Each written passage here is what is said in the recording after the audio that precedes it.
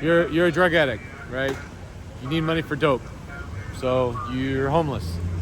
So you go up to Safeway or Walgreens or down to Ross and you boost, you shoplift, you steal. Come down here, there's a bunch of fences standing here waiting to buy your product, and for pennies on the dollar, right? So you steal a bunch of razors worth maybe 20 bucks, you sell them for $5 down here, and now you've got $5, which is enough to buy a dose of fentanyl.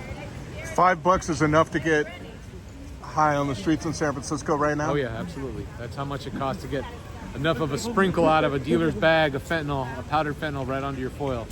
And then you just start smoking it, and there you go. You're good for a couple of hours, and then it's rinse and repeat. You do it over again. How long would you say people last on the street once they're addicted to fentanyl? 2 years. 2 years. Whereas with heroin, you could go 30, right? Fentanyl, it's about 2. When people who use drugs lower their standards to accommodate their drug habits, they're addicts. When people who don't use drugs lower their standards to accommodate somebody else's drug habits, they're codependent. And I think what we're seeing right now in San Francisco is our drug crisis owes as much to our civic codependency as it does to an unprecedented level of mass addiction right now. But we are normalizing things like reducing hours of a supermarket to be able to stay open. If you go to the Whole Foods at Market and 8th Street, you can't get a handbasket to go shopping because they had 200 when they opened, and all of them were used as shoplifting implements, and they're all gone. You have to get a push cart now. They reduce their hours. You can shop for sundries here, but it's all under lock and key.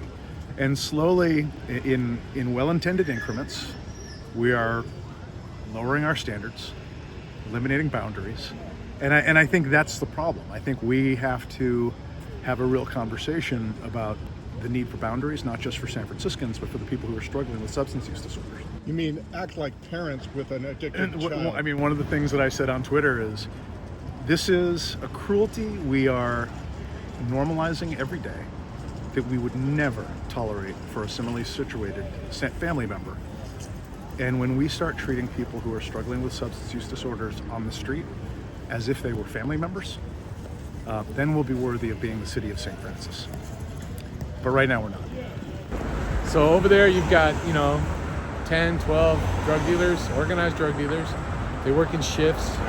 They work the morning shift, the swing shift, the afternoon shift, the night shift.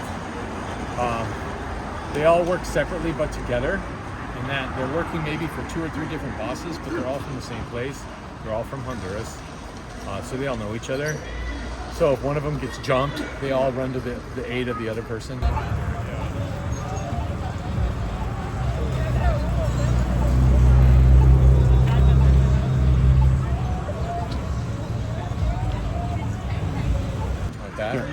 They all sell primarily illicit fentanyl and meth. Those are their primary drugs that they sell.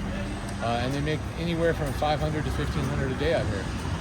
Not just off the backs of the homeless that are out here, but also a lot of drive-up customers who come in and drive up and buy their drugs. So that's what we're seeing, and it's in broad daylight. It's 1:40 in the afternoon. Everybody knows who they are. Everybody knows that they're here, and you have politicians in local office here in San Francisco that actively defend them, that think that they're victims of trafficking, which is not true. They're actually out here for socioeconomic reasons, and even if it was true, it's not an excuse for them to sell a drug that's killing 2 people a day in San Francisco. We need to have accountability. Those guys need to be held accountable. That's just the way it is.